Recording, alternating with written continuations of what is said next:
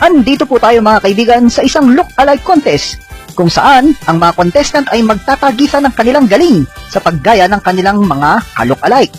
Ang ating mga judges ay...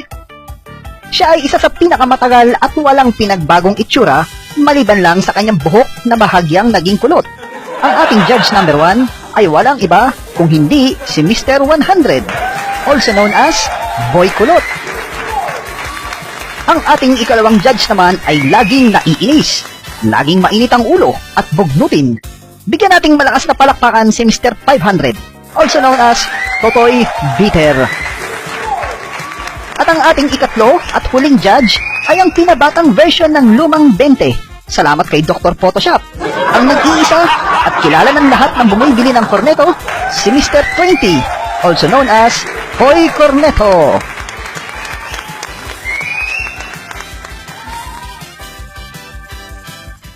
Magandang araw sa iyo, Mr. 5 pesos.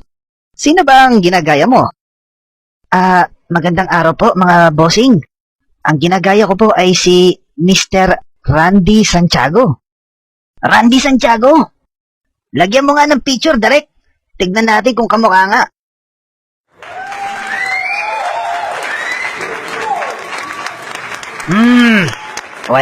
Pwede. Kahawig nga ni Randy Santiago. Bilib ako sa'yo, contestant number 1. Kahawig mo nga si Randy Santiago. Pero bukod sa looks, kailangan kabisado mo rin ang taong ginagaya mo. Kaya eto tayo ngayon sa question and answer. Sige po. Okay, eto ang question mo. Pwede mo bang ipaliwanag sa amin kung bakit ka laging naka-shades? Naku, ano ba namang question yan? Ano ba namang alam ko dyan? Bakit nga ba laging magsasalamin ng isang tao? Kailangan ko makaisip ng malalim ng dahilan. Mr. 5 pesos, kailangan ko bang ulitin yung question? Hindi po. Alam niyo mga pre, ang sikreto kung bakit ako laging naka-shades ay dahil, sa isang sakit sa mata na may scientific name na Hardabalahalala. Ito ay nakakahawa kaya lagi ako naka-shades. Teka. Anong sakit ulit? Ang pangalan ay Hardabalahalala. Hoy, kami ba ay pinagloloko mo? Anong sakit yun? Ang alam kong sakit lang sa mata na nakakahawa ay sore eyes. Tawagin niyo na nga yung next contestant. Hello everyone. Aba, spokening dollar. Siguro Amerikano ginagaya mo, no? Yes, that is correct. Wow naman! Oy, parehas tayong 20. Kaya dapat galingan mo, napansin ko wala kang props katulad ng unang contestant. Sino ba ang ginagaya mo? I'm trying to imitate a veteran Hollywood actor named Bill Murray. Wow! Kahawig mo nga! Unbelievable! Okay, contestant number 2. Bigyan mo nga kami ng isang sikat na pelikula ni Bill Murray. Let me think. I think he is famous for his movie Ghostbusters.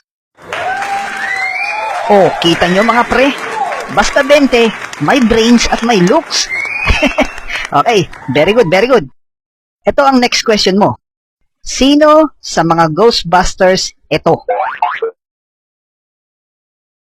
Naku, yari! Hindi ko kilala yan. Buti pa hulaan ko na lang. Oh, that guy. Yeah, I remember him. Yeah, I know him. He is called the ghost inside the nose. Teka, hindi ko maintindihan. Sinong ghost inside the nose? Paki-explain nga. Oh, it's hard to translate from English to Tagalog. Can I explain in Tagalog? Okay, sige. Explain it in Tagalog. Okay. Goes inside the nose. Di ba multong kulangot yan? Ha? Ano ka mo? Multong kulangot? Kadiri ka naman, pre. Pa-English ka pa, palpa ka din naman. Ang pangalan niyan, si Slimer. Ay, naku, tawagin nyo nga yung susunod na contestant. Hello. Kumusta po kayo? O eto, naka-shades din. Sino bang ginagaya mo? Tatay ni Randy Santiago? Hindi po. Ang ginagaya ko po ay isang sikat na Korean singer. At kaya ganito ako magsalita, ay konti lang yung alam kong Tagalog, you know?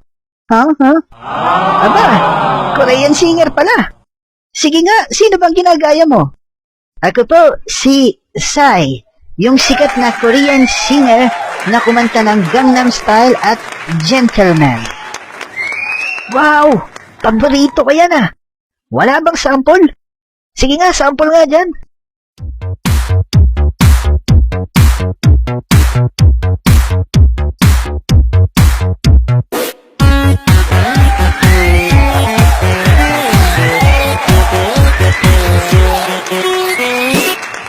Wow, pwede. Okay, question and answer naman tayo. O eto, easy lang to ah. Ang tawag ng mga tao sa sinayaw mo ay K-pop. Pwede bang paki-explain kung ano ang kahulugan ng K-pop? O, madali lang yan ah. Ang ibig sabihin po niyan ay natutuwa yung mga tao. Kaya, K-pop. Parang di ko na-gets yung sagot mo. Di ba? Pag natuwa yung tao sa'yo, sasabihin nila, K-pop the good work? Nye, sira ulo ka ba? Keep up yun eh. Keep up the good work. Ano ba to? Wala bang mananalo sa question and answer? O sige, one more chance. Isa pang question. Kapag nasagot mo to, panalo ka na. Okay, question. Isa sa mga nagugustuhan ng mga Pinoy ay ang Korean tea. Ano ang masasabi mo dito? Korean tea. Kaya gusto ng mga Pinoy ang Korean tea ay para hindi sila mainitan. Teka, mali ka ata. Di ba mainit nga ang Korean tea? Diyan ka mali. Paano under iyo electric fan at aircon kung walang kuryente?